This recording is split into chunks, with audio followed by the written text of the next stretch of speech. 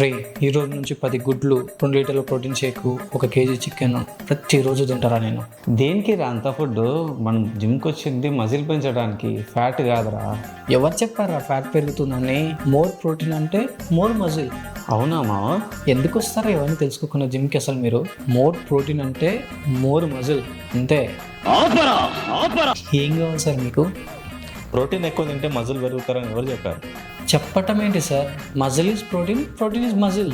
Protein తినడం important కాదు, protein తిన్న తర్వాత ఏం చేస్తే అది మజిల్గా కన్వర్ట్ అవుతుందో తెలుసుకోవడం ఇంపార్టెంట్. ఏంటి సార్ అది? ప్రోటీన్ ఇంటేక్తో పాటు strength training and proper sleep ఉండడం చాలా ఇంపార్టెంట్. అప్పుడే మనం వర్కౌట్ చేసినప్పుడు టియర్ అయిన మజిల్ రిపేర్ అయ్యి అప్పుడు మజిల్ బిల్డ్ చేయడంలో హెల్ప్ చేస్తుంది ప్రోటీన్.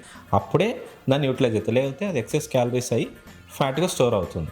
ఈతలు ఎక్కువ సార్, ఇంకి అన్ని సాంగ్ తెలుసుకుంటాడు. అర్థమైందా? అర్థమైంది సార్. పోయి 3 sets 25 reps లెగ్ ప్రెస్ చేయపో.